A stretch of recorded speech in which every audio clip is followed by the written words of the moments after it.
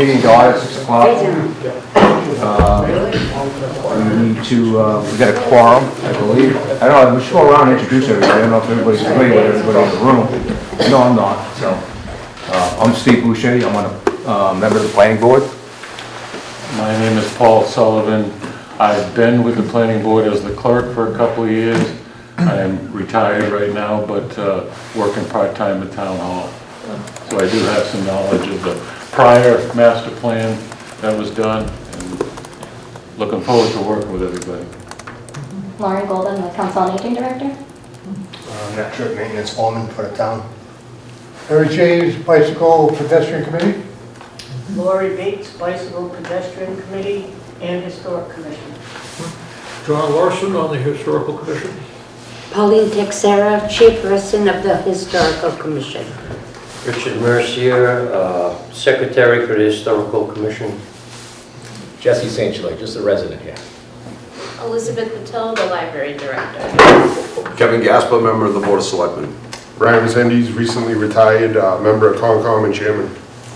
Dave DeVicken, Board of Health. Peter Guyappa, member of Planning Board. Peter Benoit, Finance Committee and Master Planning Board. Jessica Braley, I own Braley Orchards in town. David Glass, I'm a resident with her husband. Jacob Valerino, Planning Board. Victoria Alfaro, Town Planner. People on the Zoom maybe want to introduce themselves. How many people, wait, we got Zoom land out there? We got a couple, we got Melissa, we got Kylie. Melissa Cordera, Acushnet School Committee, my little board nurse. Hold on one second, we got to turn the speaker up. That gentleman said he's a member of the planning board. Which planning board? The Master Plan Committee. Oh, I'm sorry. Yeah. Thank you. Yeah. So it's time to select a chairman and a vice chairman? We got to select the organization. Can I get something off my mind right out of the gate? Because I do see some of the Board of Selectmen's employees here, and I just want to let any Board of Selectmen employee that's here on behalf of the town, that you will not be compensated for the time that you're spending here in the future. So it's fine that you're here. You're just, as far as I'm concerned, you're a member of the public at this point, not part of the committee. Thank you. And we value your opinion, obviously, but I need to get that out of the gate because the Board of Selectmen never approved that. So, thank you. So ideally, this board, this committee would have a chairman and a vice chairman who had experience in that, and I'm looking across the table and I see a couple who do. Dave, you're the chairman of the Board of Health. Kevin, you've been chairman of the Select Board, and Ryan has been chairman of the Concom. I don't know if any of you are interested in being chairman or vice chairman of this committee.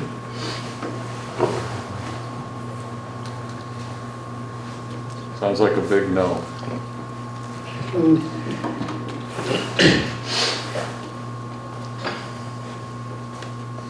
Anybody would like to volunteer for it? I'll nominate Steve Boucher. I would like to take it, I don't know if I have to, right now I'm still working way out of town. I don't get home till, I'm up at 3 and I don't get home till after 5, so I'm not sure I quite have the, I don't have the time, it's going to be done during the day, basically, to do that. And that wouldn't Could be. we get a synopsis of what the chair is responsible for? Is it just running a meeting? Or is it going to be like Mark Francois, who had to spend half of his work days at Town Hall with no town planner? It's going to be more running the meetings, but same as all the other board members, reviewing the materials that are sent out, that sort of thing.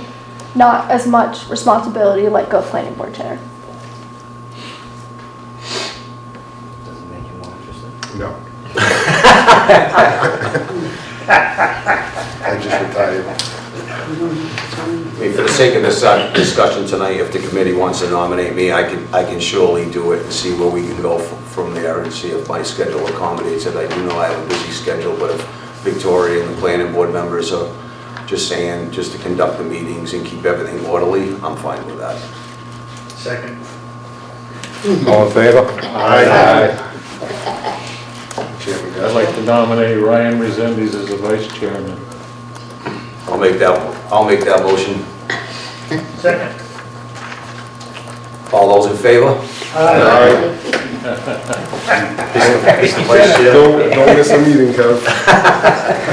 I said I'll try it out, right? See how it goes.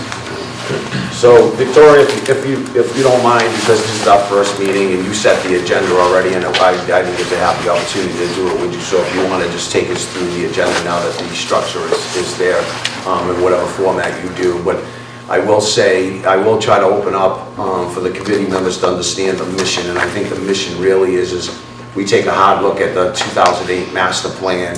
We understand what's inside the master plan. Just because this was written in 2008, it might not be the vision of this master plan committee today, and it might not fit into this generation moving forward, right? Because that's really what this is going to be all about. So I think there's a lot of things in here. I briefly looked through this several different times, noticed some things that have been done, haven't been done, probably don't need to be in there, and there's other things in there that we probably just have the discussion on what needs to come out. There are things in here that I believe need to come out.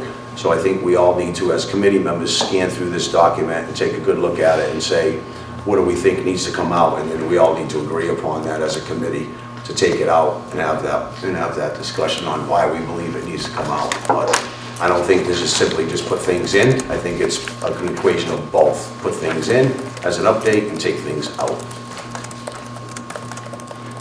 Okay. So we just went through item 1C, which was organization of the committee. So item 1D is the approval of the minutes from the last meeting. Even though it was an informal meeting, we did not have a quorum. Under the guidance of the town clerk, we still, because it was a posted meeting, we still had to provide minutes for that. So that's attached to your packets and was sent out in the email. I'll make a motion to accept the minutes as presented. I'll second that. All those in favor? Aye. I will abstain because I was not at the workshop. I'll abstain. I will abstain. I believe because we have 2 members participating via Zoom, we have to do a roll call vote. Okay. So Who are the 2 members on Zoom? Melissa and Kelsey. Melissa. So roll call vote to accept the minutes. Melissa, will go with you first. It's a yay or a nay? I didn't get sworn in, so I'm not getting sworn in until Tuesday, so I cannot vote. Okay, you can abstain. Abstain. And Kelsey? Yay. She's a yay. I'm a nay. I abstain. Ryan Resendes abstain. Dave DeVignan abstain. Yay. Peter Benoit, yay. Jess Braley, yay. Abstain. Jacob Ballerino, yay. Steve Boucher, yeah. I have to abstain, I wasn't there at the meeting. Is this gentleman, is he a member of the master plan? No. You don't vote. You never vote. Okay. Was that the one, like the It was like department, January 9th. was that you? No. No, it I'm wasn't. abstaining then, because I wasn't at No, that. this is just for members of the Oh, committee to Just vote on. committee Yeah. members. So I think that, No, only committee members are voting on things, and the discussion will stay within the committee, and if anybody outside of the committee has something they want us to mention or bring up, you just raise your hand and the chairman will get to you. Okay, fair enough? It's that easy. Mr. St. Gelais, Yep, Jesse St. Gelais, yay. you all set? yeah, I don't think, The only 3 people that probably should have voted is myself, Peter Kayhamper, and Peter Benoit. Because we were the only ones at that meeting. okay. Okay, all set. So it was a workshop? It was a workshop, yeah. Yes, correct. Okay.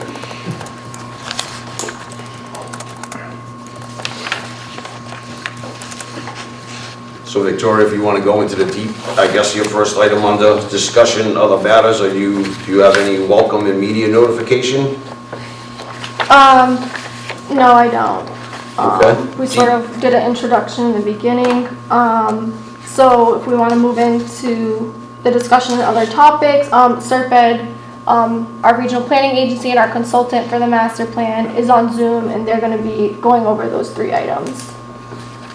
Okay, you want to turn it over to Serped? Yep. Okay. Whoever wants to take it over from Serped, be my guest. Before we get into some of the information, which I'll hand it over to Chris in a little bit, I do just want to take a chance to introduce ourselves. I'm Lizette Gonzalez. I had the pleasure of meeting a few of you at the Discovery Workshop, so thank you for attending and also for everyone's assistance thus far in putting all the information we need together and being a part of the committee. So I'm going to hand it off to Chris, let him introduce himself and take it from there. Hi everyone, as Lizette said, my name is Chris Welch. I'm also with Serped. So just to confirm with you guys, I couldn't really see from the video. Do you guys have a projector up on the wall right now? No. No. Was that a yes? Sorry. No, it's a no. It's a no, okay. So I think we have packets for you guys in that case. So anyone at the meeting that's attending with just packets, if you need me to stop at any point, just feel free to let me know. I'm gonna share my screen for the folks that are in Zoom. Let's see here.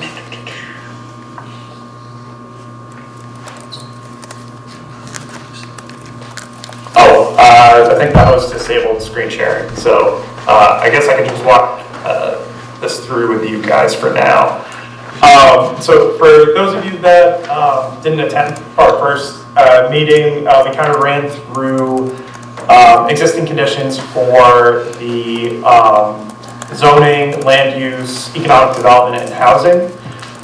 So some key data points that we had mentioned at that first meeting was that a majority of Acushnet's land is classified as residential, followed by institutional uses and agricultural uses.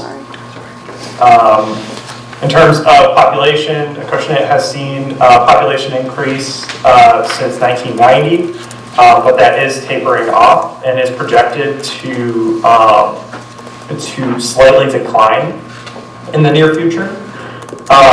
Acushnet's population is aging. The median age has gone up from 40 in 2000 to 46 in 2021. Also, school enrollment has been a little bit unstable, going up and down, most likely as a result of COVID, but it has begun to go down again.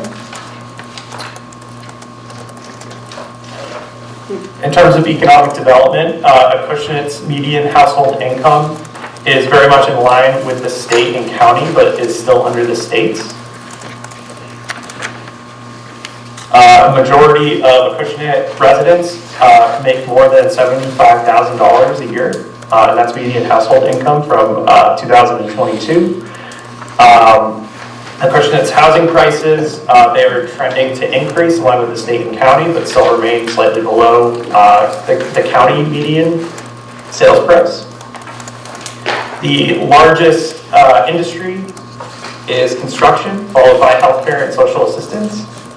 And like I said, if you guys have any questions, feel free to let me know. I have sharing capabilities. Do you need that, Chris? I'm gonna give it a shot. No, I'm still disabled right now. Because all the slides that you're going through now were not in our packet. Yeah, do you mind actually? Yeah, give me one sec. Oh, pull that one. I hope you don't mind. What they're going through now is the recap of the last meeting. Right. Yeah, so that's not in the packet.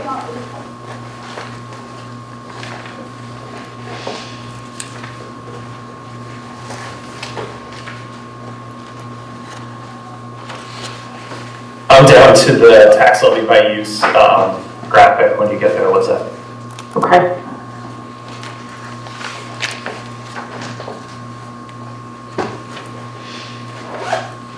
Victoria, maybe we can get that packet and distribute it to the members of the committee. The one that was at the workshop, you said there was a paper packet? Yeah, so what's in the packet tonight is the deep dive for tonight. The one for the last workshop was sent out previously, but I can resend it or provide paper copies for anyone that needs it.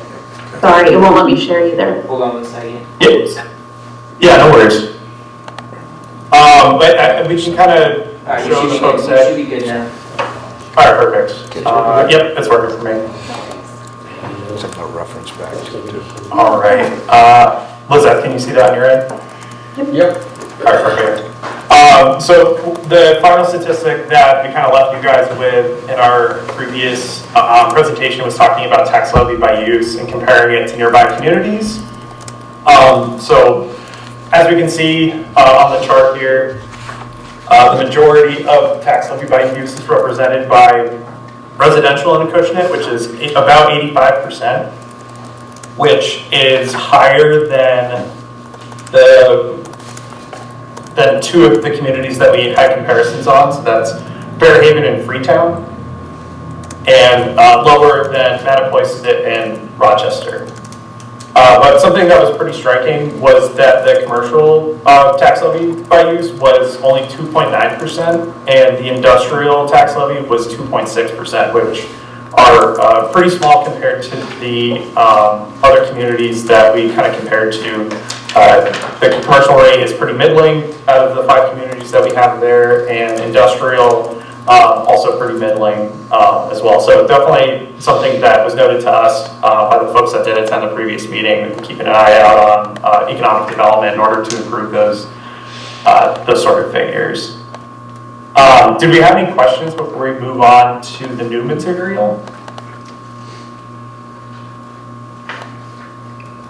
Nothing on this end. Oh, yeah, what was that? Actually, I do have a question. Mr. We were talking about, Yeah, for sure. in the meeting, we were talking about the school enrollment numbers being down since 2019, and I think it was something like 4.3 or 4.7%. Just wondering, what years did that encompass? Where did we end with that? Yeah, for sure. I think at the previous meeting, we had a graphic that included, I believe, Fairhaven High School, so it kind of skewed our numbers in that regard. But our new numbers that we have that we have now updated in the story map only include the community school and middle school. So since 2019, there's been a drop of, I want to say, 73 students. That did take a bit of a dive during the 2020 to 21 school year, but bounced back in the 22 and 23 school year, but has since gone back down in our most recent data. So, what, I can't see the slide on the schools on the TV. What was the number for the percentage going down, and it was through 2023, you said? Yeah, so I don't have the percentage on, oh, actually I do right here. So it was the school year that was represented there. In the kind of story map, we started out at the 2014 to 2015. So it's dropped by 4.7% from our most recent numbers, which was the 23 to 24 school year. So that's a drop of 4.3% year over year. Yeah, that's year over year. Where we were sitting at 2019 was the highest number, I believe. So I'm wondering what our percentage is down from 2019. Gotcha. So I don't have the number on hand, but I can definitely get it to you by the end of the night. Okay, thank you. Yeah, no worries. Do we have any other questions? No hands.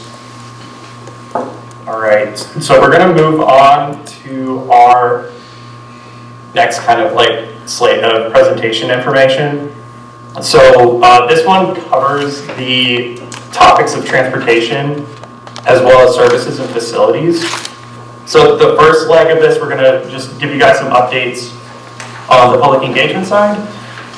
So since our previous meeting, we obviously had the discovery workshop. We got some good feedback from folks that had attended, and we also incorporated some of that feedback into our crowdsourcing map tool, which you guys who are in attendance in person right now, feel free to check out, and also include notes of anything that we potentially missed tonight. So some noteworthy comments that came out of that event was that folks would like to see some more industries, especially healthcare, and would like to see more water and sewer access along the north section of Main Street, among other places. Comments were also highlighted the desire to be mindful of preserving natural spaces, even though development is taking place. So that was definitely something that was brought up consistently. And then another consistent comment had to do with increasing traffic safety for pedestrians and bike riders. So those were definitely like some of the biggest and most noteworthy comments we heard from the Discovery Workshop. And like I said, if I'm going too fast, I know you guys have packets there. Feel free to stop me, and if you have any questions, also let me know. So the next section, I'll give you guys an update on our kickoff survey, which was very successful. We actually closed it at the end of January, and it ended with 195 responses, which is really great for a small town like Acushnet. So we love to see those kinds of numbers. So noteworthy open responses that had come out of that survey was noting some special places in town, including Lake Street as an open space and Acushnet Creamery as a noteworthy business in town. Some top priorities for folks included lower taxes, more open spaces, and increased traffic safety. So those were the three big ones that folks had mentioned in the kickoff survey.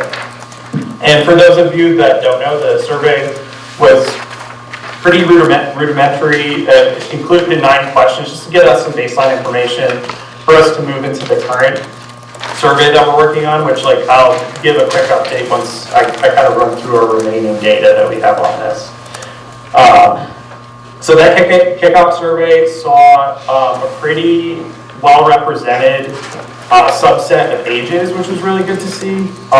So basically, any age group that was over 35 years old saw at least a 15% response rate, which is really great. You don't really see that, especially in this day and age. It usually tends to skew to the older ages, so this was really good. But yeah, so just moving along, most of the respondents, about 70%, have lived in town for about 10 years. Also really good to know. We also have, sorry, my screen's loading a little weird, but there we go. So we also had a ranking question of our 7 planning topic elements to see which were the most important to folks taking the survey. So based off of the responses, we saw that land use, zoning, economic development, and open space and recreation were the top 3. So essentially what that means is those 3 topics were the most consistently chosen for the top 3 spots of the ranking question that was there. So those were the most important to those folks answering the survey. So overall, we've gotten a really good response rate on that. We were really happy with it. And just a quick update on the current main survey that's taking place. We actually are at, I believe, 176 responses after, I believe, a week and a half, which is fantastic. We love to see that. And shout out to Victoria and the rest of the town for advertising that. Like I said, we love to see responses like that. It really helps the process and gets the project moving in a good direction. Liza, I didn't know if you wanted to switch to sharing your screen so I could take notes on the crowdsource. Yeah, let's do that. All right, cool.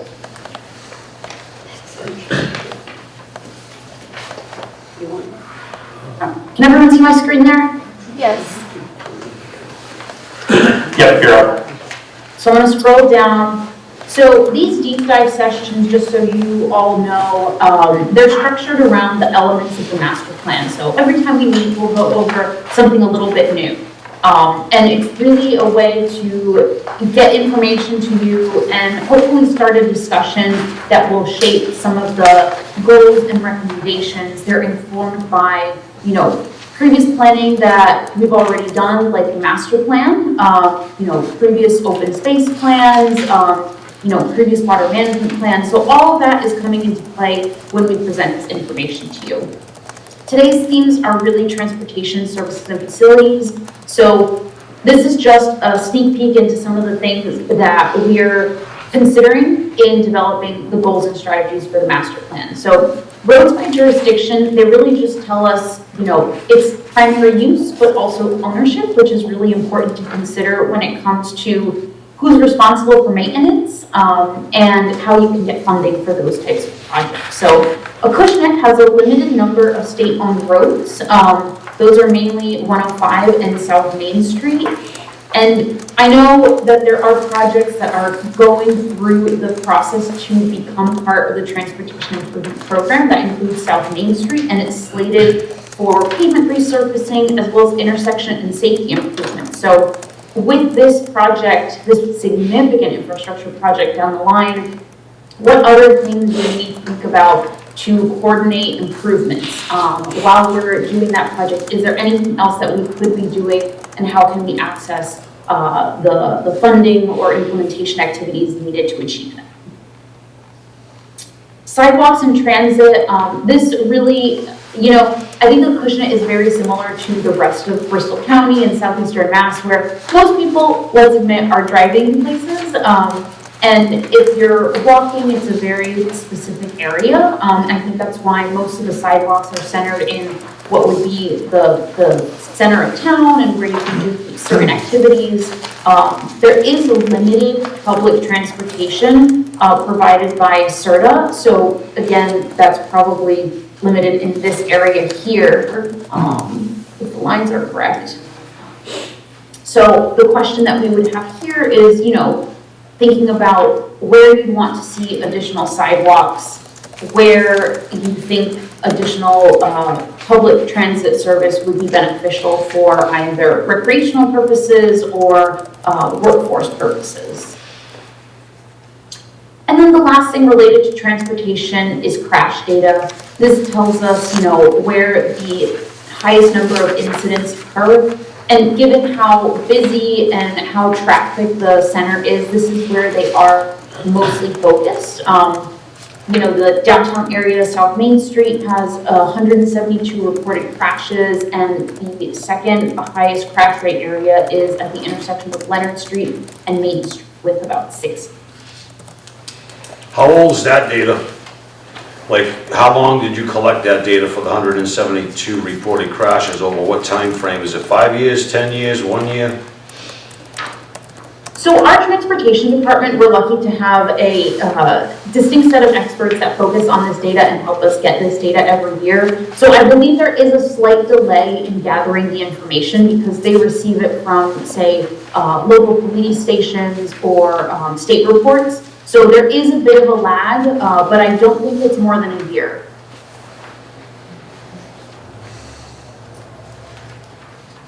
Any other questions? Okay, great.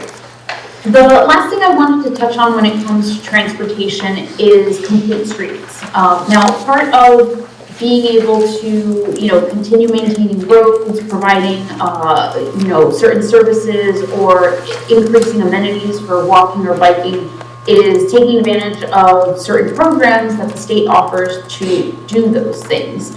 So one of the programs that I want to call attention to is the Complete Streets program. This is a funding and technical assistance program to help municipalities like Acushnet identify and address gaps in their transportation network. So there is a process to get funding for that. You need to, commit to being a part of a training and go through policy. You need to create a prioritization plan, which is basically an inventory of eligible roads that would be under the purview for improvements once implementation gets to the point of that. And then finally, Complete Streets project construction. So the prioritization plan basically creates a list of projects that the town can pursue, and then construction makes you eligible for up to $500,000 for each project. And other communities in the region have taken advantage of this to redesign intersections, make improvements to their public transit, or rebuild roads or add sidewalks to their highest priority areas. So can I ask a question or say something on that topic? Yeah. The town of Acushnet explored this years ago. I think it was with the Lieutenant Governor Karen Polito, and the problem with the town of Acushnet and Complete Streets is they request that you have so many modes, right?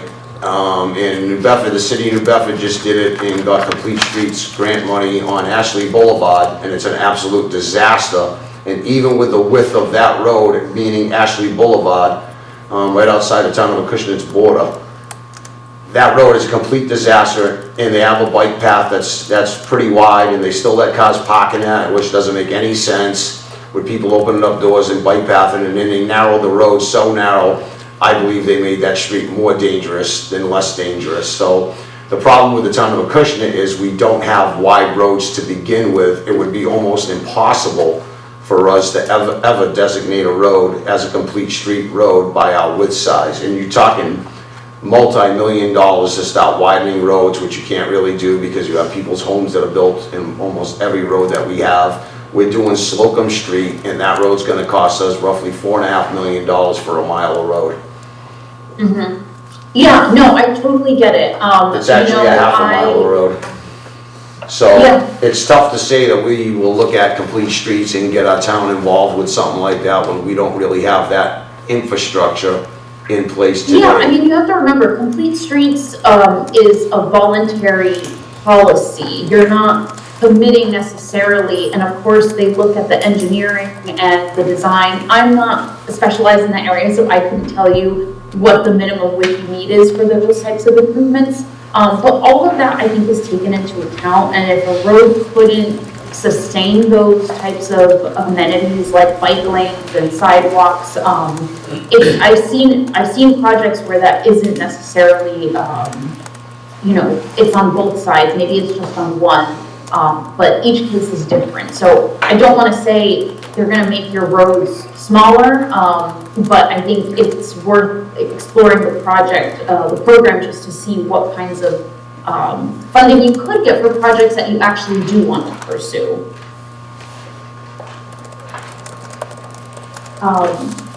Any other questions on Complete Streets? Okay. So during the deep dive sessions, we always like to have a section where it's open-ended questions. You don't necessarily have to answer, but it's something that we like to use to structure maybe responses for the crowdsource map for people to add comments. So, you know, where in Acushnet do residents feel unsafe walking, driving, or biking? If you can pinpoint any of those would be helpful in guiding recommendations. Are there any places in town that should have sidewalks or more sidewalks? And are there any major roads that need improvements?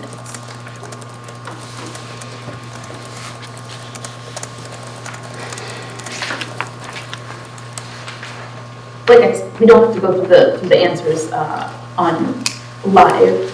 The next section that we wanted to talk about was services and facilities.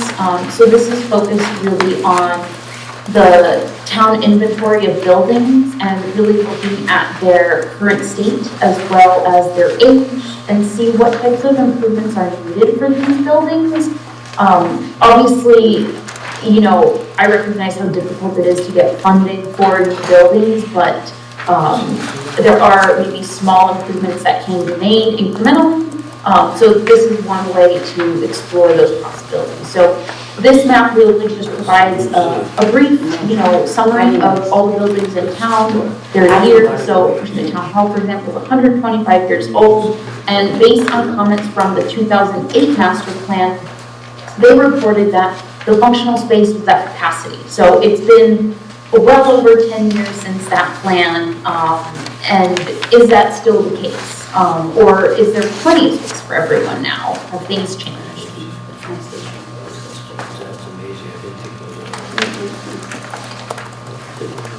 So for example, the Party Ways building, we said that many offices and departments were overcrowded. Is this still the case? Has it changed? And what kinds of improvements can we be thinking about for some of these buildings? We don't have to go through all of them, but just a sample of what those might look like. And then I do want to stop just at the Council on Aging because it brings to mind accessibility. whenever we're thinking about our facilities, communities are required to comply with the Americans with Disabilities Act.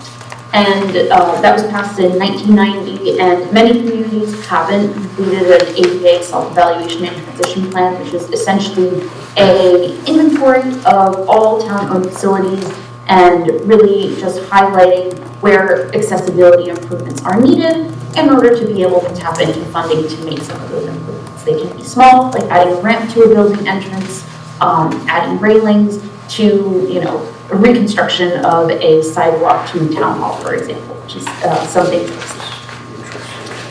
So again, just touching on those guiding questions, are there any buildings that need accessibility improvements in town? What town services could be improved? And are there any buildings that don't currently meet town needs?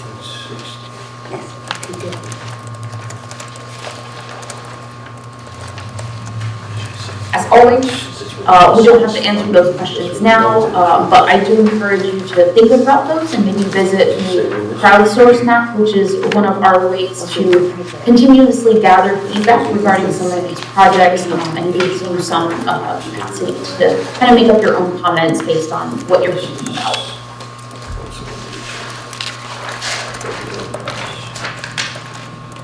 Are there any questions regarding any of the things we just went over? Questions, concerns? Just to circle back. Hold on, we have somebody with a question. Mr. Sullivan? Actually, I have a comment. So in the main town hall, the functional space was definitely at its capacity.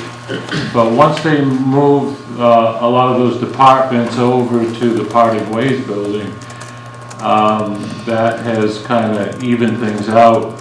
But there's still a comment in the Parting Ways that says many offices and departments are overcrowded. And I don't see them as overcrowded. No. It's not terribly efficient because it's 2 stories, but I mean, it works. Probably got you an elevator. Okay.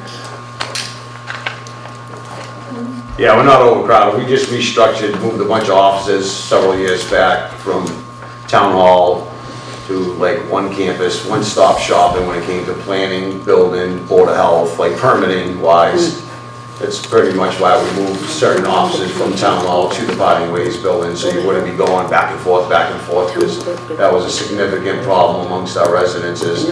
I go up the hill, they tell me to go down the hill, I go down the hill, I gotta go back up the hill. They waste the whole day going up and down the hill and they still don't have what they want. So we thought it would be kind of more convenient for our residents, developers, whatever you want to say, is just to be able to go into one building and kind of get one-stop shop instead of bouncing all around. So that's already, that objective's already been met. A great solution. That's why we always reference things from the master plan, and basically, as our committee, you're here to truth check that and be like, no, it's not crowded anymore, so we don't have to think about that. But the elevator is a good kind of topic, because that can let us know what kinds of accessibility improvements need to be done in order to allow people to reach the second floor if they can't use the stairs. Yep. I do have a comment on the library building. We don't have an electrical or an automatic door opener for people with wheelchairs or strollers, which has become an issue with our side deck. So that's something that we need to have put in at some point. So yeah, I know you're talking about accessibility, so it's something that I think that the library definitely needs at some point. But other than that, we're pretty much capable for everyone, because we're one level, so. So we just installed that type of door at the Council on Aging. I think it's up and running now with the board that everybody was waiting to put in, so they could just hit the button and go inside. So we could definitely, as a town, take a look at our library facility and make sure we have a door that's accessible for that ADA compliance. I have a question, please, concerning the, I noticed it isn't listed here in any pictures, the old library on Main Street. Has any decisions been made as to what's going to happen to that building? So that's a question for the Board of Selectmen, and I'd be happy to answer it as best I can, not speaking on behalf of the whole board, but as one member of the Board of Selectmen.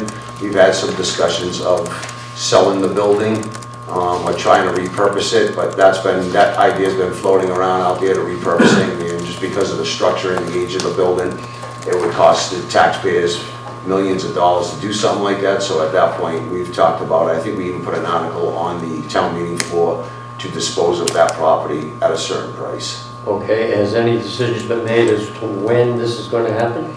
So the Board of Selectmen did charge the town administrator several months, maybe even a year back, but there's been no action on it. And the Board of Selectmen, under Chairman Hinckley's leadership, he did bring it back up for us to get back moving on that project. So there's still no timeline? No.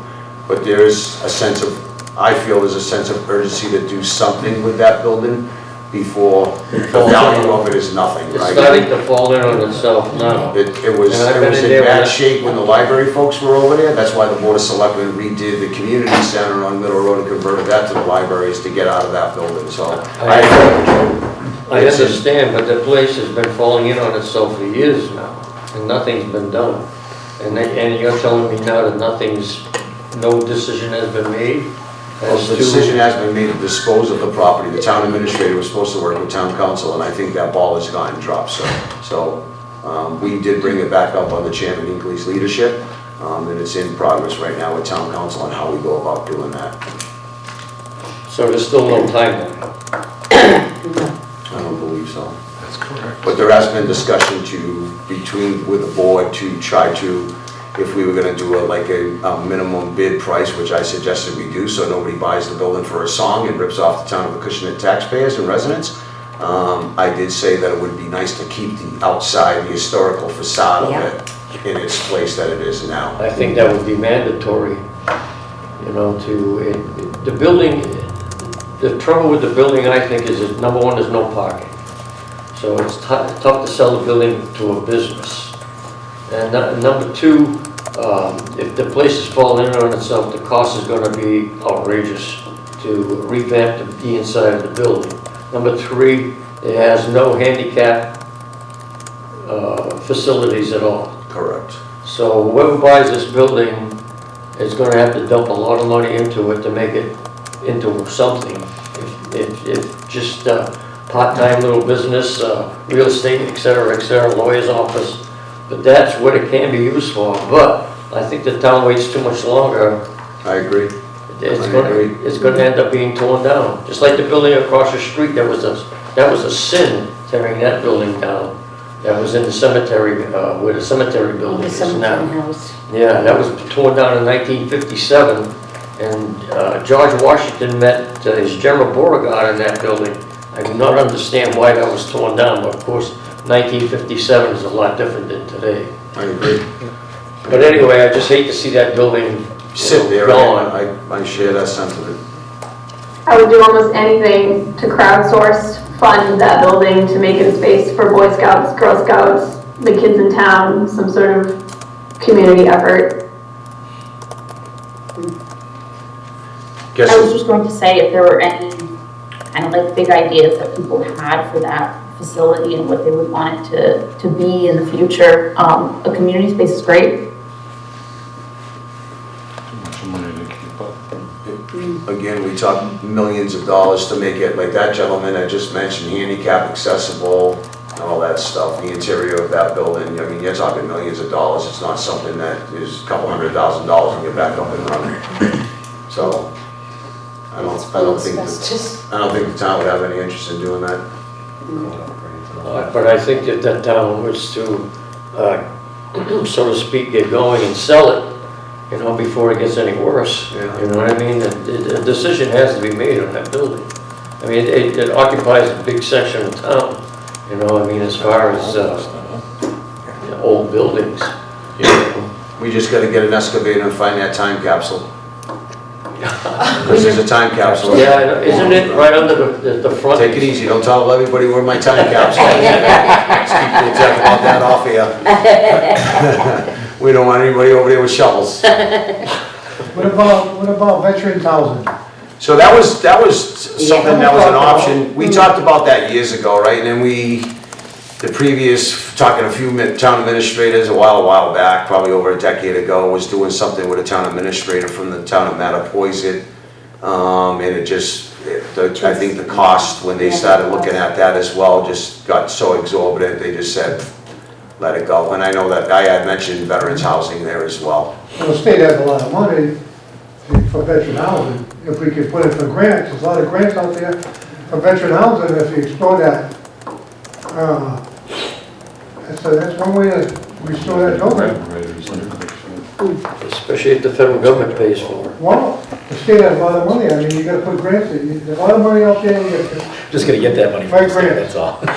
Yeah, I'm That's a asking, great idea. you live on Slocum Street, right? So I'm asking for them to release $1.5 million in the 2014 transportation bond bill. You know what I've heard? Crickets, right? They just did another $425 million for immigrant sheltering.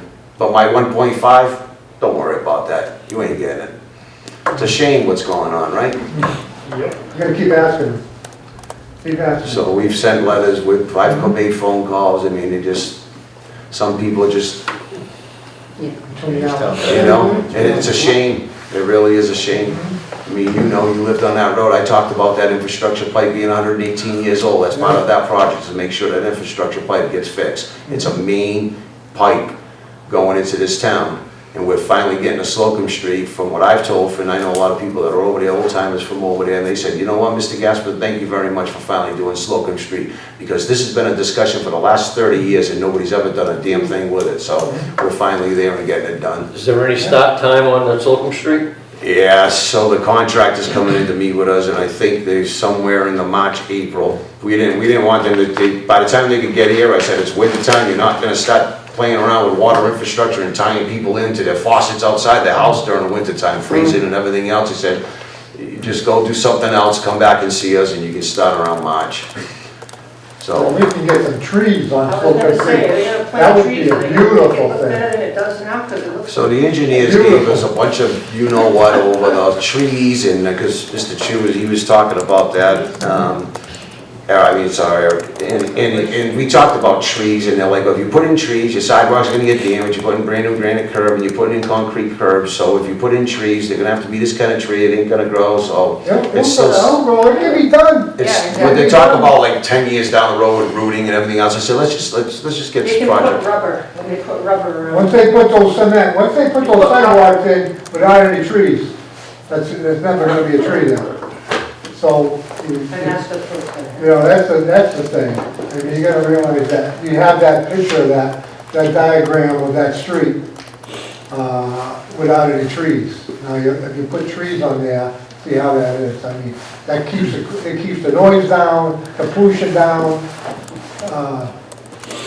increases the value of the property, people's properties. It's just a beautiful thing.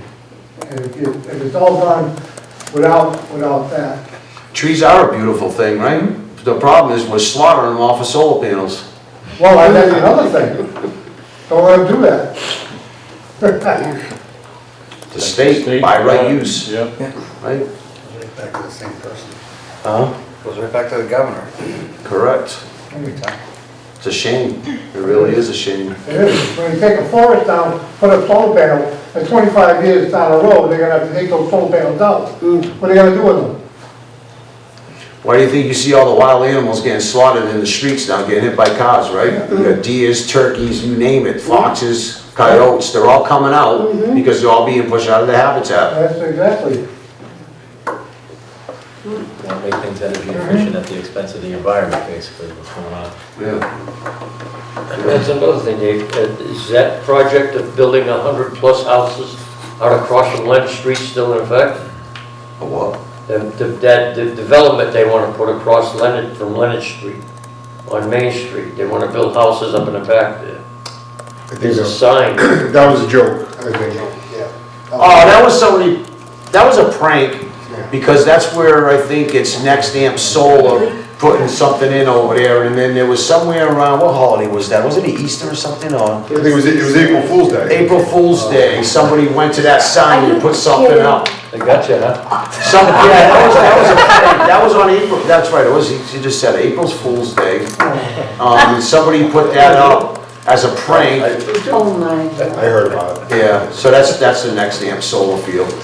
That's not, that was a I prank. thought it was a solar field. Oh Don't believe everything you hear and everything you see anymore, right? Especially with social Especially media. with social media.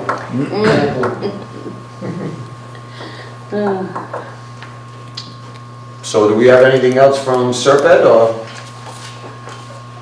Just before I forget, I think there was the question about the school enrollment decline. So from the 2019 to 2020 school year to the 2023 to 2024, there's been an 8% decline in school population.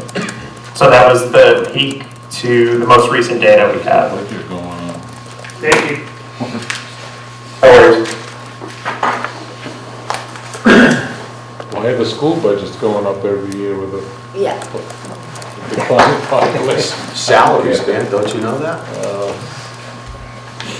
They're paying attention to the TV. The finance committee does a wonderful job, and sometimes certain boards of selectmen members will talk about all of that stuff to inform the residents of where their tax dollars are really going. Hope you like your last tax bill.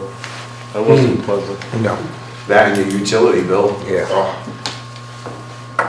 So, Yeah. I'll give it stars. and just so you folks know, at Serpent, you both still there? You talked about, there was an interest in that first survey about sewer in the north side of Main Street. You really need to have Victoria look at the CWMP that I pushed back in 2015 or 16. We got that completed, and it identifies 2 critical areas of sewer expansion. One be South Main Street to the Fayetteville Town line, and the other one's from this PD. Sewer's right over there, and it goes down to the Nice Lane, down in Middle Road corridor. But again, we got to be careful. I mean, we could talk about sewer expansion and everything else, but the problem is, again, because of the price of everything, the price tags that were put on both of those phases, it would crush any resident that lives in that area, because it's multi-millions of dollars to do it. So we can all sit here and talk about how great things would look if we planted flowers around the whole town. The problem with that fact is, we gotta remember that those flowers cost money, right? And when we talk about sewer, anything under the roads, both projects are in the tens of millions of dollars. So people are having a hard time. I mean, if you look at a statistic, 70% of Americans, not Acushnet people, Americans are living paycheck to paycheck. With utility bills going up the way they're going up, taxes going up the way they're going up, the cost of everything else that's going up the way it's going up. Think about the struggle of those 70% of people, right? It hurts. And I think that's why it's important that everybody has a mindset in town government that we got to be mindful of that fact. That money just doesn't grow on trees. Right. Victoria did get us a copy of the CWMP, so we are taking a look at that right now. It is a hefty document. But with that being said, I don't want us to necessarily avoid certain ideas because they cost money. I think the master plan is the right place to put those kinds of big aspirational ideas, to be able to, strategically say, in 10 years, with the right grant opportunity, under the right, conditions, political, financial, we could apply for funding to help us achieve this.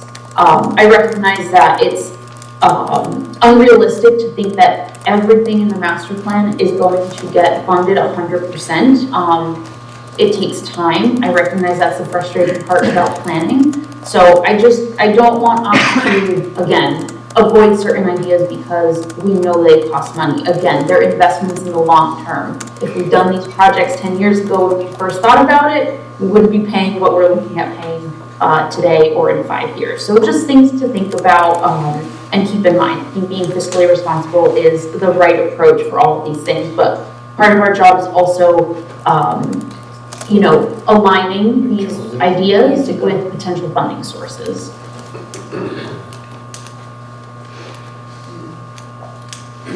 I have a question, Mr. Chairman.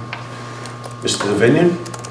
So the 7 items that are used for planning elements, is this the generic boilerplate for every town in Mass? Is it for smaller towns? Does it get expanded for larger towns, cities?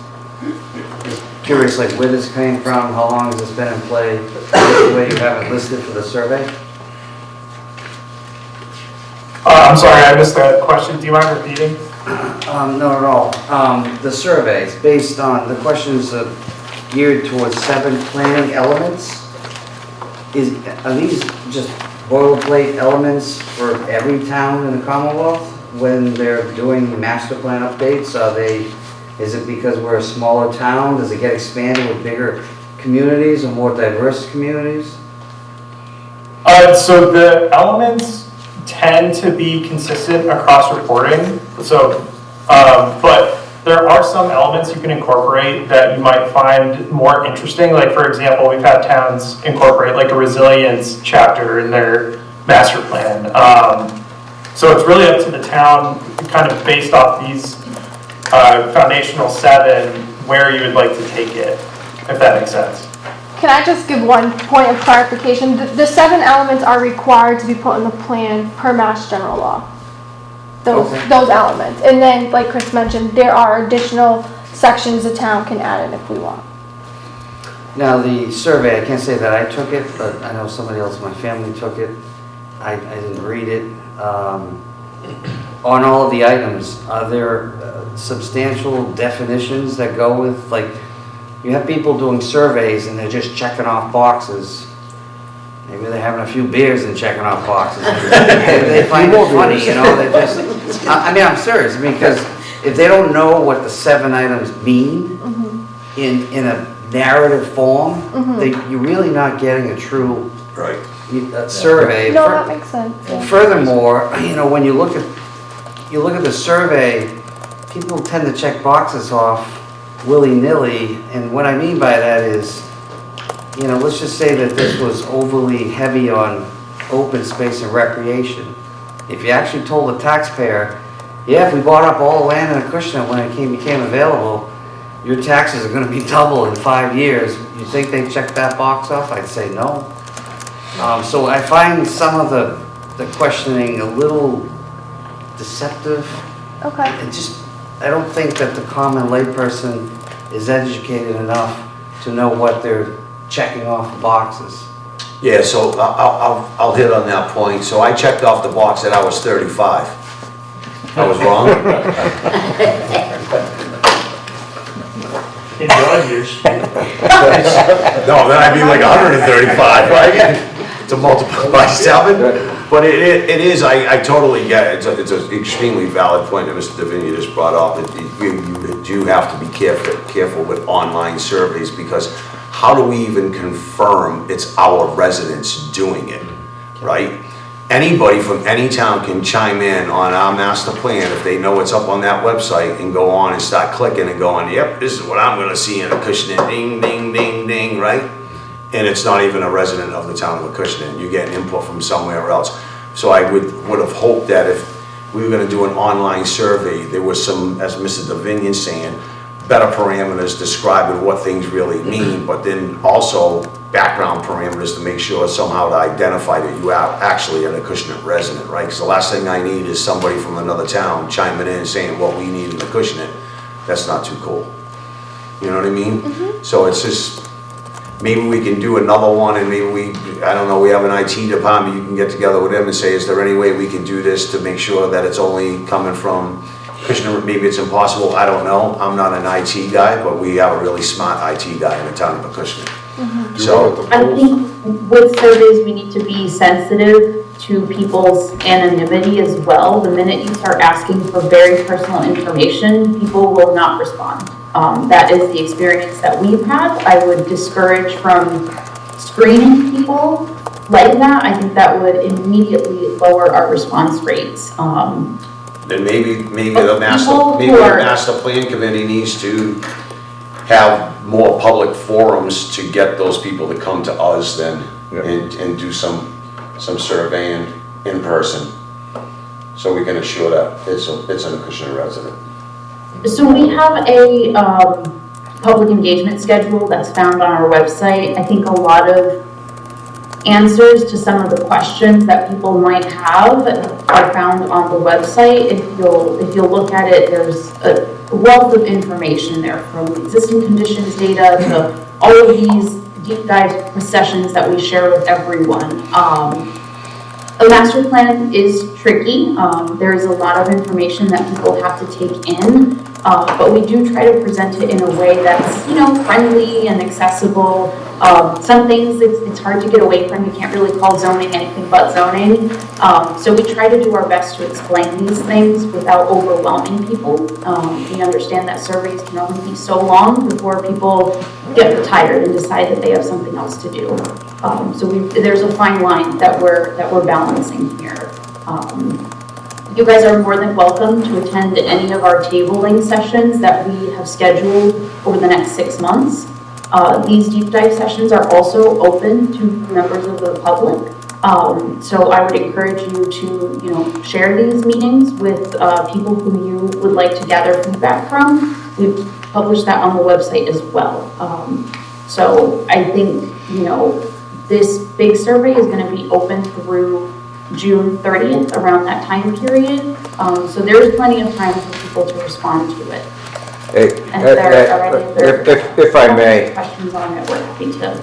if I may, not to be disrespectful. Mr. Boucher? Yeah? If you'd like to speak, could you do it through the chairman, please? I'm sorry. Can I do it through the chair? Mr. Chair, through you. As you can see, we do have an aging community, okay? Not everybody is surfing the web, okay? The younger generation, they live with it, okay? I'm halfway in between both of them, so it's there. We didn't have cell phones when I was a teenager. I didn't see a cell phone until I was in my 30s, basically, is what it come down to. I agree with Mr. Gasper when it comes to we need to have some more personal public engagement. And I think it needs to be, what comes to mind to me is maybe the use of the digital billboard that we have out there in front of Town Hall, and sometimes we have one down at Council on Aging, putting it out there so when the residents are driving by, going back and forth to work, they see it. We'll have a date, we'll have it posted enough so that people can actually see it. Sure. And then they may go to the website and start to look. But I do think we need to, it's a small community, and I know I'm not alone. A lot of people are working many more hours than they used to work, between their commute and everything else, and it's they get a short time frame to get things done or come home and do their things. But to have it out there so people can see it and invite them to come to a public forum with something that's well laid out with some ideas would definitely be helpful. I find websites very impersonable, and this should be a personal, in-person type event. It's a community. We're making a master plan for our community, and to sit there and just go do your thing on the computer, and like he said, it's like you don't know. I mean, I've done it. I do a survey and just, okay, I'm gonna get it done, and just not give it a whole lot of thought and start checking boxes without thinking about the results. And it's important, I think, that we do try to engage the community in a different forum. We got to be. At some point, we've got to at least have one or two engagements to that fact, but enough information. Something that needs to be advertised for more than 14 days too, right? You gotta keep that advertisement out there, like the big event, right? And you try to do your best. I'm not saying you're gonna get 500 people at a big event, but at least if the master plan committee put these ideas out there, right? And nobody can say that we didn't do it. I think that's the most important thing, right? Is we did do an in-person session. We advertised this way, this way, this way, right? We did as much invitational things as we could. I mean, we could even do, on tax season, a little bit off, but water bills or something like that, you can put it inside of there, and so, you know, you got over 3,000 water users in the town, so you could do something, a memo to them on this day.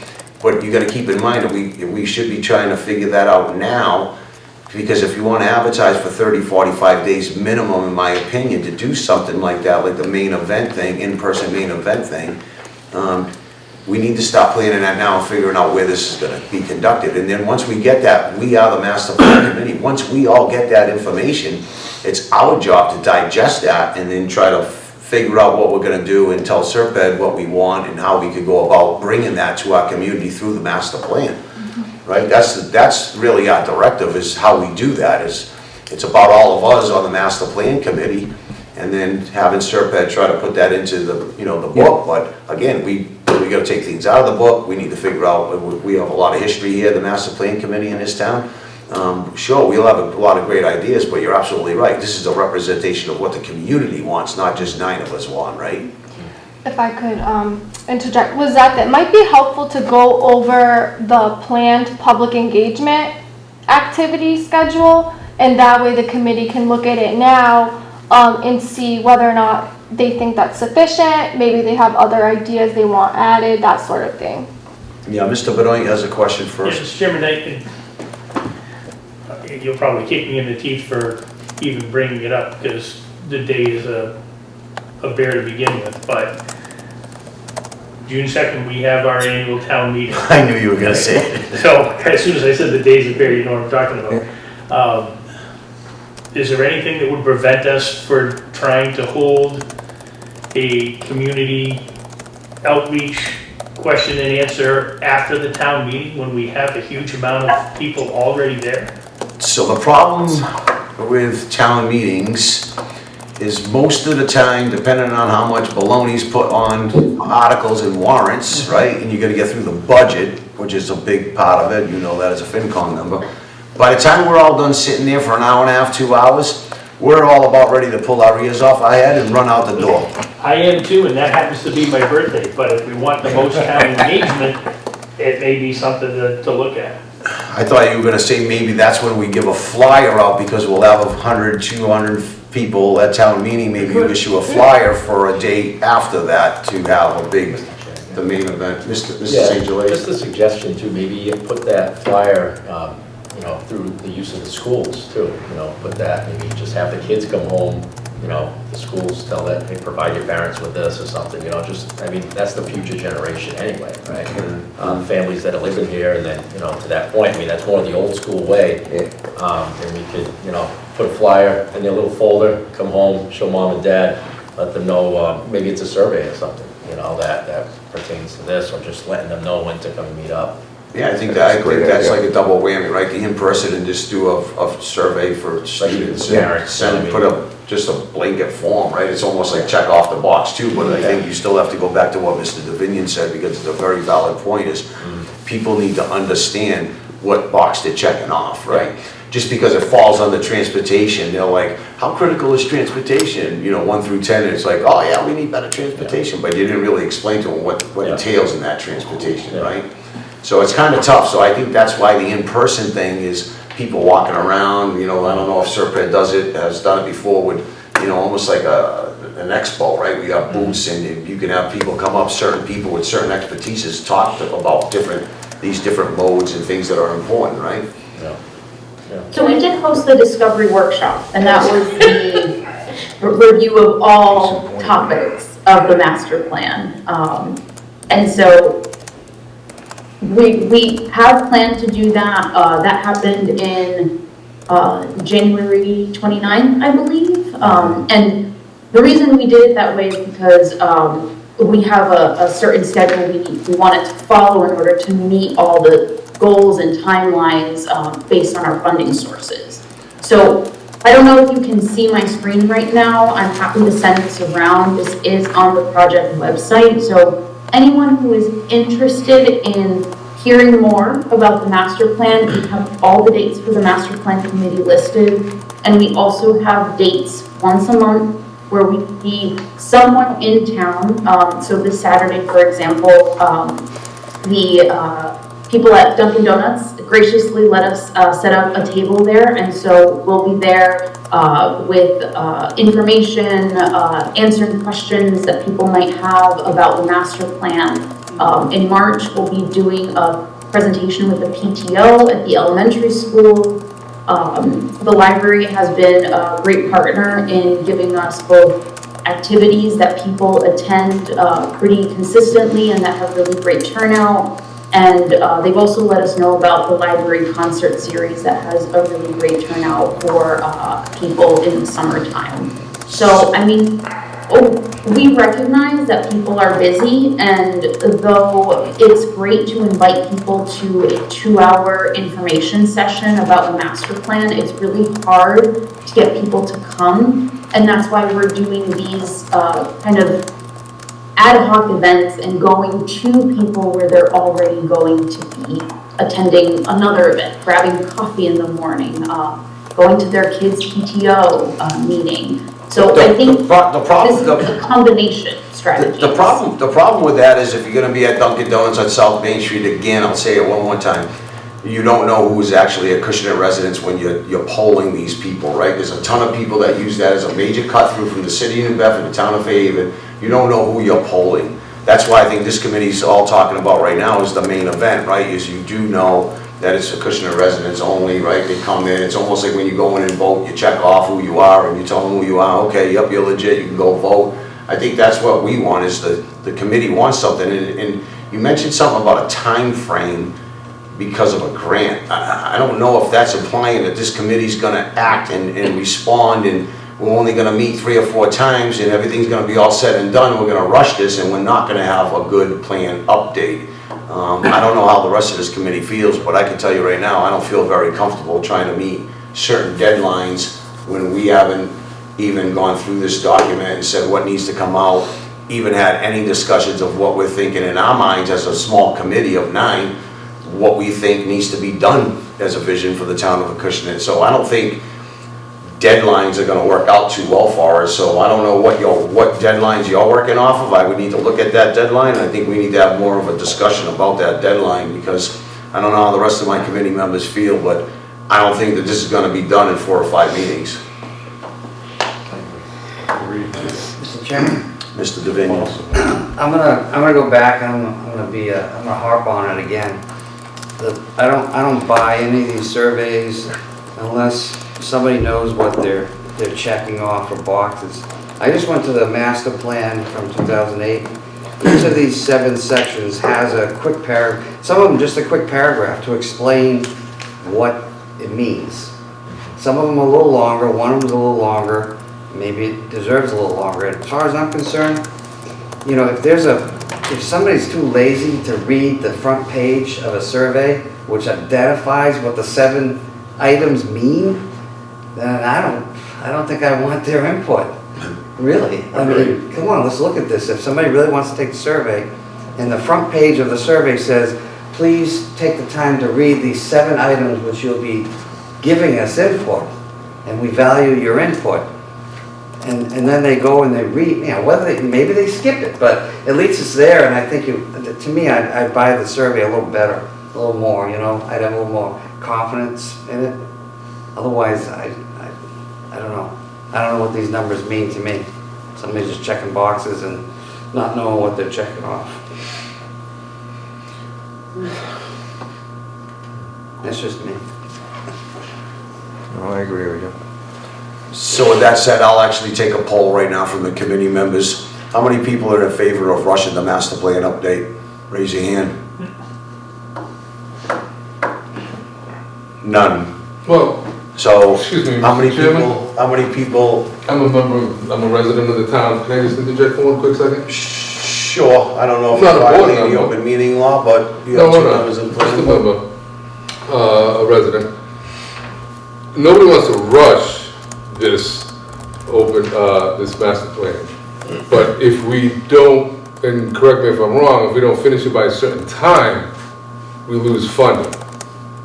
And that means it doesn't get done, or it doesn't get done properly. And nobody's saying to rush it, we're not doing it in a month. But if we have 6 to 8 or so months, and we don't lose funding, the dollars that we got in a grant, then I think it's something we should try to do. I don't think anybody in this room wants to lose money that has been put aside to pay for this master plan. What is the deadline? So if I could, I can speak to that. Victoria? So we received $100,000 from the Community One Stop for Growth for this master plan. So this was received sometime last year, and then when I came on with the town, we sort of starting the process, right? So we were a little bit behind, we had a delayed start to the project. So for us to finish with the grant, it's June of 2025. However, we have a couple other funding sources, like appropriations from the Community Preservation Committee that will allow us to continue the work. So the anticipated deadline is the end of 2025, December. So that's helpful. Mr. Boucher? I think that this committee deserves to know what all those timelines are and what we're losing. We're all sitting here, we're hearing we're gonna lose money, we're gonna do, I'm not privy to what that grant entailed, the timelines. I only heard the timelines after we said we had to get this thing going, but what are the actual timelines? And what do we lose if we don't make those timelines because we want to be a little more diligent in what we're doing to upgrade this? I mean, Yeah, we don't know what those costs are. I'll look at that with Victoria, to get to the bottom of it. I as a selectman, questioned this grant, and we're told that this grant was, a year ago, or whatever it was, but there's some questions about the grant already, right? And I need to do my own looking into that on behalf of the Board of Selectmen. So, I would say if there's a grant, obviously you want to spend the grant money first, because the $25,000 I think we got from Rep. Schmid's office as an earmark. I don't know if there's a time frame on that, $25,000. That one expired like 2 or 3 years ago, that earmark. No, we couldn't, because we just talked about that, and we just accepted it a few months ago. So we'll look together and we'll figure out funding sources for master plan, and then we'll bring it back to the committee as an update. It'll be on the next agenda. Funding sources we'll put on the agenda, right? So we can take a look at that as a committee and figure out which way we're going, what it is we're gonna lose. But again, shame on whoever applied for that grant a year ago, 9 months ago, whatever it was, and didn't bring it to anybody's attention until 2 months ago, 3 months ago. Not our problem, and I don't think that we're gonna hurt the community by saying we didn't spend out of the $100,000 grant, $50,000 of it, right? I don't think I'm gonna be jumping through hoops to try to spend money that somebody put in a closet and forgot about, and then all of a sudden people waking up and go, hey, let's go out and spend this money, and we gotta hurry up because it has to be expended in 6 months from now. I think that's an insult to the committee. I think it's an insult to the community. We'll figure out funding sources once we figure out funding sources that are currently supposedly in place, right? So, without getting me into too many details in public on the grant, I'll hold back that conversation for a later date once I find out the facts.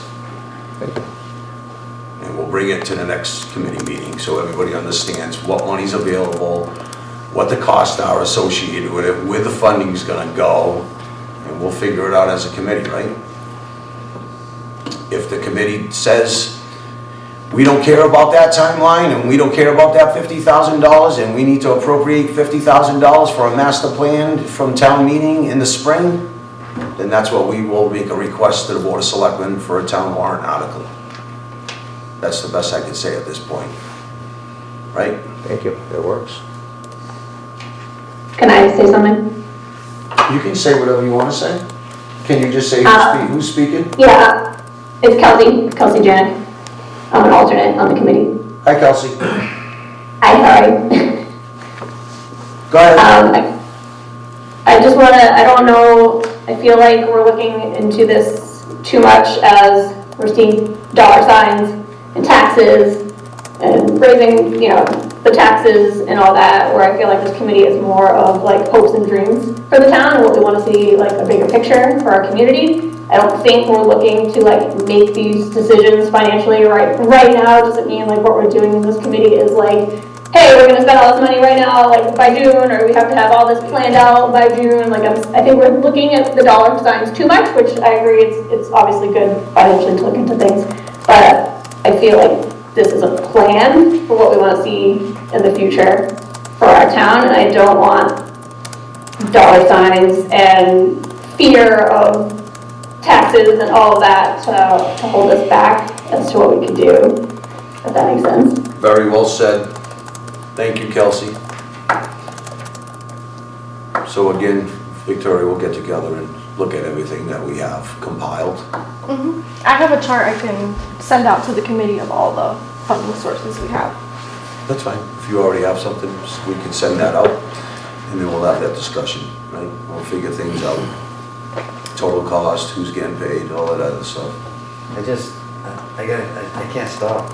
You don't have to. I'm looking at the master plan that's in play, and I mean, it's pie charts, and it's all based on surveys. How do we know the surveys are good? That's my whole point. I mean, this whole thing that was developed in 2008, obviously, you know, it was done differently, but now we're in the electronic age, you know, and it's just, to me, I find social media scary, and people just, you know, so just trying to drive my point home. I think people need to know what they're giving us for a survey. So I think we got a pretty good basis of where the master plan committee sits right now. I think we all share pretty common sense goals, objectives of what we need to do. I think we're gonna have to try to spin things around a little bit and take a look at what we're doing, but does everybody agree that we really need to look at this document? I mean, everybody's got a copy of this document. It's a pretty goofy document. Do your best as individuals to buzz through this thing and just put, you know, X's near where you think needs to come out, and we can have that discussion as well. I mean, and then talk about what lies for the future, right? Kelsey said it best. I mean, this is a plan for not only our future, but future generations, right? I mean, we ain't doing this. This thing should be updated every 15, 20 years, not every 5 or 10 years. That's a joke, right? So this is a live document that just sits there, right? And we know a lot of this stuff hasn't gone done. We know some things have gotten done, right? And I think it does always come back to the almighty dollar. It's difficult, right? And it's getting more and more difficult. We can figure out different things, but when people start talking about grants, I talk about it all the time in selectmen's meetings. I would never want to hold my residents, hard-working residents of the town of Acushnet, hamstrung to the state government by saying, look at me, I can get a $500,000 grant, but yet there's massive chains attached to it, and we're all hamstrung. And once we do it, once we get that big chunk of money, the state goes, hold on, man, you receive that money, you do what we tell you to do. We've lost total control of our community that way. And that's a dangerous precedence, right? I'm all for it. It's our tax dollars that they're shuffling around. We just gotta be smart when we're accepting grants to make sure that those strings and ropes aren't attached to it. I think most of us in this room are smart enough to know usually when there's strings attached to something, you wanna stay far away from it, right? So we'll figure it out. We'll figure out the direction of this committee and what everybody wants to do, but I think it's a pretty simple task. I mean, we gotta do a better job updating the surveys, so be it. Have Serpent start working on that. And as far as we go, Victoria and I will have a conversation of what we're gonna really be looking at moving forward in the future, right? Outside of the little Mickey Mouse stuff, let's get to work, right? We're all here for one common goal, right? A better community. I think that's what we all want. So. Do all the members have a copy of the 08 master plan? Yeah. I brought some copies here, but I can print more if I don't have enough. Is there an emailable option as well? Of course. Yep.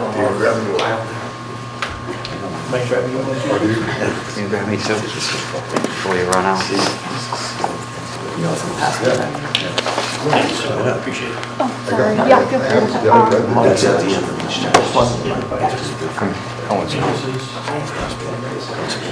Get the, did he grab yours?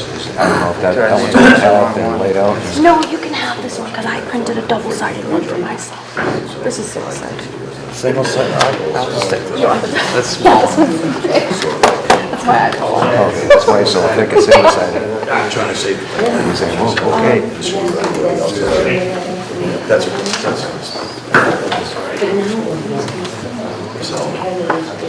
So I think Serpent's all set. I don't know if anyone has anything else, but I think that was all for the agenda. I'd like to thank members of the Historical Commission for showing up. Incredible to have you folks, and I know a couple of you on the Bicycle Committee, so I look forward to Yes, and I'll tell you what, I'm chatting very with you. discouraged after hearing you talk tonight. Huh? I'm really discouraged after hearing you talk tonight. Why is that? Because it's all like, nothing can get done, like it's all money, money, money. No, it absolutely, no, that's not my message, it's just the way we set off about all this infrastructure talk, and I'm a realist, right? I gotta give people the facts, and we will figure things out for the future, but I mean, Rome wasn't built in a day. How much of this actually gets done? I was on the last committee, Pauline was on it too, in 2008. But how much of this that we're gonna sit here and do all 2 hours, whatever time, how much of this actually gets done? Is it really worth my time? That's wondering. Maybe experts can say what percentage of the plan actually gets done over 15 years. Yeah. Is there a study for that? I don't know. I think having staff, having planning staff and just staff in general to help push the plan, the goals and objectives forward is really important and crucial to getting these objectives done. Well, he knocked down all of our goals and objectives tonight, pretty much. So it's like, do I want to come to future meetings now? No. No, he didn't. I didn't hear him knock down one thing other than trying to rush through No, the master plan. No, he did knock down things. Well, please let us know. No, see, that's not, I knew you would take offense to the bike path thing. I'm just being a realist and telling people, go to the city and look at what they have much wider roads, right? And I'm all for, listen, I have a mountain bike, so I'm a bicyclist, okay? But Old Fall River Road, did you hear about what they're doing with that, right? They're putting a bike path on, all along Old Fall River Road. It's wide enough, it's wide enough. If you're not, are you a member of the master plan committee, or are you just, the bicycle committee and the historical committee, right? So you don't have to be here for every meeting, ma'am, but I can tell you this right now, one of my biggest visions for this is gonna be how we tie in our bike path with Fairhaven, right? I think that's something, I've talked to a number of people, right, and they're like, you know what, Kev, the roads are dangerous. Is there any way we can get ourselves tied to the Fairhaven bike path, and it goes everywhere, Yeah, right? South Main Street. And then someone was killed on South Main Street, so there you go. And that's a state road, so. So if you want me to lay out a little bit of my vision on that, I'll share something so you can leave with a little bit more optimistic view about myself, okay? So what I started thinking of is, because they all lied to everybody back in the days about this cut-through road from Slocum Street up to Main Street for the Keating trucks and everything else. It's called a bypass road. It might even be inside of this 8 master plan, right? It's all a crock of crap. Because I went and spoke with the landowners over there, going all the way to the river, and they said, there's no way in hell you're getting any of my land, right? So I said, okay, that's fine. So then I go back and I start thinking, Lawrence here from Council on Aging, I start thinking, okay, Coalition just bought some land to some Pats in back of the Council on Aging that go out to the river. I'm thinking to myself, I'm not so far away from that Fairhaven border now, am I? So if we can make cut from our Council on Aging, we have a parking lot right there, already there, right? If I can cut a path through there, get down to the river and to Fairhaven, I'm getting someplace, right? Oh, yeah. And I don't have to worry about other people, landowners, saying, oh, you're not doing that, you're not, and I get it, it's their land, I'm not gonna start taking people's land and all that stuff, but I did have that vision up front to say, how can I get around that situation, right? Because they were talking about parking up here off the Titleist property at Slocum Street, right? And I was like, you know, that bridge, people coming over, people going across with their bikes, I'm thinking to myself, this is a disaster waiting to happen if that ever happened. I'm like, you know what? We have a building already in place, there's already walking paths back there that go down there. I'm thinking to myself, perfect place to set off a bike path. Well, the connection from Fall River along Old Fall River Road is gonna connect next to Kings Highway. So from there, this is called, is it the East Coast Greenway? Which is eventually gonna go from Key West to Maine, and this is part of it. Isn't that, is that what it is, East Coast Greenway? Yeah. So. I mean, you can go pretty far. If you go to Fort Phoenix Beach and you launch from there, you can go pretty far on a bike, all the way through Yeah, Mattapoisett. you can go to Mattapoisett, and you'll be able to go to Marion by probably this summer. They're extending the path. And eventually to the Cape. And eventually to Maine. See? So. All I'm looking for is a launch pad, right? And that's something that I believe could be easily achievable, because we go back to the almighty dollar, right? Cheap money for us to say, look, let's get that accomplished, right? And get that done, and we can do it for cheap money, really can. Another thing that can do for cheap money is paint. You can paint, like Mill Road, for instance, between the library and the schools. It's probably wide enough to do some kind of bike path, or just, they call it sharrows, the arrows that go on the. Yeah. Where the fog line is, right? It can make people aware there's people on bicycles in that area. I know. You know? I do know. And what else kills me, because to go on that, is you drive down Middle Road where you just described, because I do it all the time, right? I live right down by White's Foundry, okay? And I drive down there, and it kills me when I see people on bicycles, the storm drains, the manholes that are up or down. I'm like, oh, that's an accident waiting to happen too, right? So, you know, the mission from the Board of Selectmen gonna tell DPW, hey, you know what, you need to spend some time and fix this stuff, because God forbid, even a motorcycle, it's dangerous. The manholes are in the road, right? And some of those suckers down by Morse's Lane, they popped out of the road pretty good. You hit that at 30, 40 miles an hour on a motorcycle, you could be going for a ride. Yeah, but Middle Road is a lot safer than a lot of the other roads. I know. It has a breakdown lane. I'm an avid bicyclist myself, and I use Middle Road a lot. And it doesn't get bad until you get past the school, and then if you have to go Keene Road, that's a dangerous road. I know. Any road that there's no breakdown lane, like these back roads, Hathaway Road, etc., these guys go by you at 50, 60 miles an hour, and Oh, yeah. a foot and a half off your handlebar. Oh, yeah, I agree 100%. And I just noticed the other day about talking about that, getting up to the Acushnet Avenue. You look at the sidewalk by the LNG plant, you can barely even see it anymore, right? I mean, if you're on a bicycle, there's no reason why you can't jump on the sidewalk and ride up the sidewalk either, right? Not supposed to. Other than traffic laws. Just, there's places that we can absolutely designate real simply for biking, right? It's just, this gentleman just said, there's some roads that are just horrendous, as he spoke about, where you get from the public schools down to Peckham Road. You don't even have a fog. You don't even have a fog line. It's disturbing driving a car. Hathaway Road, same example, right? The fog line is literally a foot away from a telephone pole. Really? By the time you see that, you hit the telephone pole. I'm like, why would you do that? It's craziness. Why did they do that on Hathaway Road? Why can't they move those poles? I know, That's a whole nother story.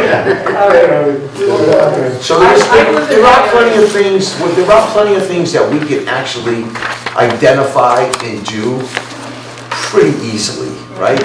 And I think sometimes we all go after, you know, the big thing, right? Because we want to be monumental. And I say, you know what, baby steps. If we could just do little things to improve the community a little bit at a time, that's a win-win, right? And we have a lot of open space woodland, right? Town-owned land, conservation land.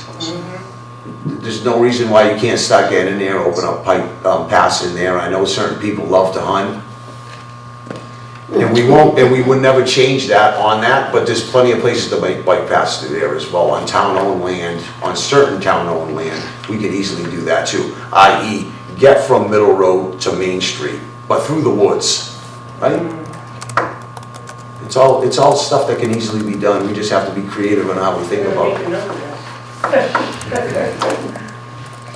it. So I'm not, it might have came across that I was pessimistic. The situation is dire out there, right? We have to be realistic with ourselves, and yes, we're gonna make futuristic goals, but to get to some of these goals. But there are grants to help with things like that, not, you know. Just as long as those chains ain't attached to that grant. right? Because that can be very detrimental to the people of this community, those grants, and you gotta be very careful which ones you're signing on to. And there's a lot of them, no strings attached, we will go after them. And it's easy to say, you know, hey, we got a $500,000 grant, but it's a $2 million project. And I can tell you from being on the finance committee, when we have to stop getting our ambulances replaced or police cars replaced because a certain part of the town budget has contracts now and all of the salaries are going up. If we don't have the money, you don't have the money. And we've given up the past couple of years on crucial services for the town in order for one part of the government or one part of the town's budget to increase. And this year we have half the amount of free cash which is available for us to spend on certain projects and emergencies that come up. Half expected than what we had last year, and last year was bleak. So, you know, when he says we can't afford the millions of dollars to widen the street to put in a bike path, well, that's being realistic. We can't afford a new police cruiser. And we need 3. I didn't expect the town to pay for it anyway. But I opened up with a comment, right? And Mr. Benoit's 100% correct. I opened up with a comment that I'm looking for a transportation bond bill, $1.5 million back, that was dedicated to Slocum Street back in 2014 to be released. Our state reps, our senators sent letters. What happened to that? And they just came right out and did a vote the other day, $425 million for sheltering after $2.5 billion, right? And I don't want to keep hopping on that, but let's be realistic. I mean, on top of the $500 million they gave just a few months ago. And all I want is the 1.5 you promised us back in 2014, and I can't get it, right?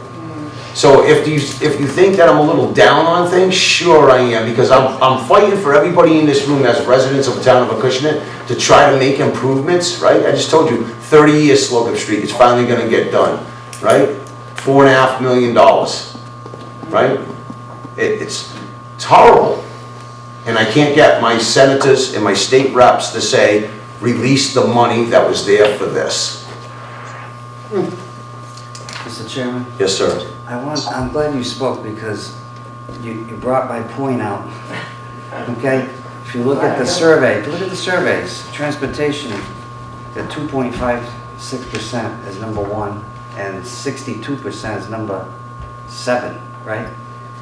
I didn't think of bike lanes.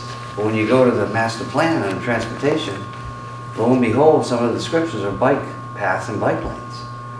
It would change my opinion filling out a survey because I want to see more of what you're saying. Right. It's not buses, it's bikes. People are thinking, what do we need buses for? We're going to get trolleys or what? You know, that people don't know what it means. We have bus stops. May I interrupt really quick regarding that kickoff survey? I know there's a lot of discussion around what this meant if I was checking this box. It was a strategy to get people to be aware that this plan is going on. We are not using this survey to, say anything about the goals and strategies. It's not going to change how much time we spend talking about transportation versus, natural and cultural resources. It's just a way to get people to introduce themselves to the plan. That's not meant to be the end-all be-all of the master plan survey. If you look at the other surveys that are going to be coming out, those are much more detailed, give you much more nuance as to what you can respond regarding those things.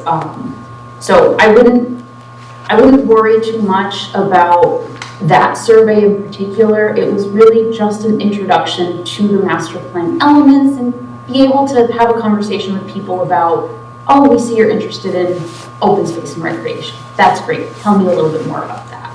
Well, And those are the types of conversations we're hoping to have at the tabling events, when we have more sessions like today. So I'm encouraged to see that people from the public are attending. I think that's fantastic, both in person and hybrid. So I think we can keep having these conversations. But we're taking feedback from many different places. It's not just the one survey. Right, and correct me if I'm wrong, but I mean, these people taking their survey aren't going to be the ones deciding any of this or making any of the decisions. That's what we are doing on this committee. These surveys are just ways for people to tell us what they're interested in, and it's just giving us feedback on what we should focus on in this committee, correct? Correct, yeah. So think of it as a way to start. Okay, we can come up with ideas, we can talk about things, and then anything like that ends up being written is going to go through the committee first. So you guys are basically our sounding board, right? To make sure that what we're hearing from the public when we're having conversations with you, we're basically your secretaries, right? Taking notes and saying, okay, this is what we're hearing.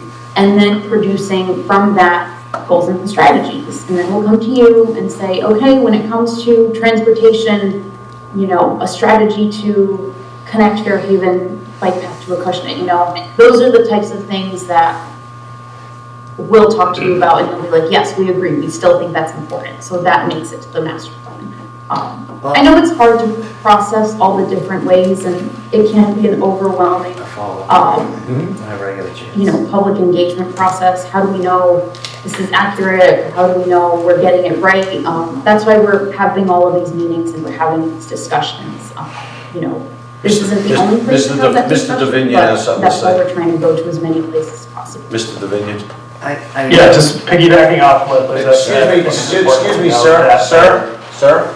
Mr. Davinia had a question or a comment. I guess I'm confused because I'm just staring at the 2008 master plan and it's loaded with graphs and percentages from the surveys that I keep harping about. Where do all these numbers come from? Or if we I'm sorry. If we continue to do other surveys that are different than what we've been doing, the people who already done them are gonna say, I already did that one. So you might not get the same responses. I don't know where we're going with all these surveys. If they don't matter, we make up the numbers? I'm a little confused with what you're telling me for information. Because this document is loaded with pie charts, graphs, the town, percentage of the town said this, percentage of the town said that. The whole document is derived off of that. So I'm confused. That's also 17 years ago. Talking about two different surveys. Right. So, I mean, people's opinions and wants and desires are gonna change over 17 years. I agree. No, he's just saying how the surveys are done, based back then versus what we're doing now. Are we not gonna have any surveys and pie charts and percentages in the document? Is that how they're done now? Is that what I'm hearing? That document will have whatever the master planning committee decides to put in it. Okay. That's what we're here for. I didn't know if this was a generic kind of like boilerplate type thing, and so it will have percentages of it. If they're saying that this committee can decide not to put anything in, because we don't buy the initial survey or whatever. Okay, I understand. I know one of the things I commented on in the first meeting that we had was, it's great to have this information, but until you put something that can be comparable to it, the information is useless. Right? So don't tell me that, you know, it costs a certain amount for this and this, compared to what? Right? Prices are up, okay, but compared to what? You listen to the Democrats talk about how there was only a 2% inflation. Well, yeah, because they went back 6 months. They didn't go back 3 or 4 years. So the information needs to be presented in a way that our constituents know exactly what we're talking about, what the costs are going to be, what the positive is going to come out of it, and compare it to information that actually matters. So a pie chart is great, but if the pie chart's just a pie chart telling you what something is now and you don't have anything to compare it to, it's useless. Agreed. I think the pie chart and the surveys are just tools for us as a committee to use in order to create these big plans and dreams for what we're doing here. I don't think we need to stress too much about who did it and what the surveys are. My comment, I'm sorry, was just on the information we put out overall. Because if we're just putting out information to have the information and it's not meaningful, then it's a waste of time. So whatever information we're going to present, it needs to be presented in a way that has meaning to the voters. I think it's important to note that all although we are utilizing surveys, they're not the end-all be-all of where we're gathering our information. They're augmenting the bigger picture of where we're looking right now. They're pulling really important qualitative data for us to bring to you folks in order to make these big decisions. And I think that although they might seem like they're not going anywhere right now, they do help inform that decision-making like throughout this process. And this is like the first step in it, is gathering that data, and then it will help us, or help guide the process in general. Mr. St. Julius? So we're only gathering the data by just email, right? We're not in the pop-ups that they're doing, right, on the schedule? Yeah, the online survey that's on the town's webpage, right, It's only Victoria? online? The surveys? You're saying we're only gathering data? Yeah, I'm asking a question. How are we getting all the data? Yeah, so there's surveys that are being released, we have these sessions here, and then we have the planned public engagement sessions that we talked about previously. Okay, so I've also, I'm sorry. no, it's okay, yes, it's scheduled events, but sometimes people will also stop by my office, say, hey, I think, I couldn't make it to the event, but, I think this, and this, and I'll sort of pass that on for Serpent to compile the data. All right, and then whatever email list that we already have, like within the town, on these people, like how are we getting it to the resident feedback? Like how are we getting feedback from people who just relying on? Survey Monkey. Yeah, yeah. You did on the town's webpage, you just go on, you click take the survey, right, Victoria? Yes, correct. So that's the question you got. We don't have Yeah, people's emails, I don't believe we have people's No, I'm emails, just- right? And then they just go on and it's done by Survey Monkey, I think it is? Yes, for the survey, sorry Yeah. if I didn't understand. No, the that's question. fine. No, They just click on things and that data's collected by either Victoria or As far Serpent. as outreach to inform the public, we're relying on them just going to the website then, right? Oh, no, we try and post on Facebook. I send email out to all the departments. I encourage, try to encourage people to share with their boards and committees because their meetings are televised as well. We're trying to get the word out as best we can, but of course, ideas are appreciated. Yeah. So how we can better Mr. Boucher, I advertise. think, made a valid point, and the Board of Selectmen can easily put it up on the little digital boards that we have on Nice Lane. We can put one down at the schools, we got one over at the town hall, we can put one at, I think we have one at Council on Aging, we take it away. So they're mobile, so we can easily just drive one down there, stick it there, put something up, interested in master plan committee, because you gotta keep the message short, right, 'cause you're driving. Yeah. I mean, But, It's become a transportation issue, Mr. Chairman, if I may, just back to Mr. St. Louis, his comment about the school, right?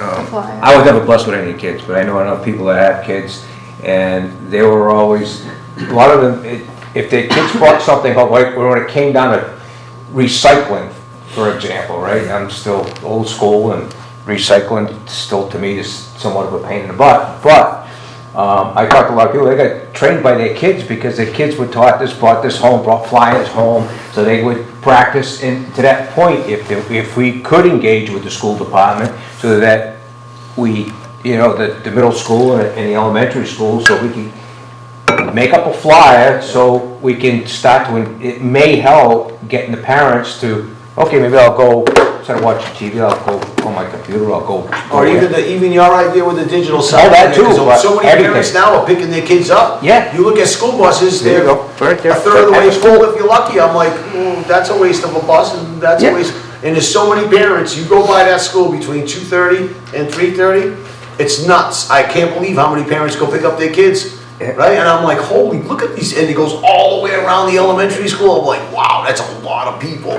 So I mean, they're sitting there waiting in line, right? You get the little sign, everybody's got a chance to sit there and read 30 seconds worth of reading. Well, that was my thing, is just try to get the message out there that we're even doing this. Well, I think that's why we're all emphasizing, we need to do a better job of getting the message mail out, or right? something To do like these that. I mean, surveys, you know? the library hosted the Discovery Workshop on January 29th, and it was from 5 to 7, and a handful of residents showed up. Yeah. So there was a physical place that people could go to. We posted it in-house, we posted it on our social media, we posted it in our newsletter, and I know if you don't use the library, then you wouldn't know, but there was a space for people to show up to discuss things, and not many did.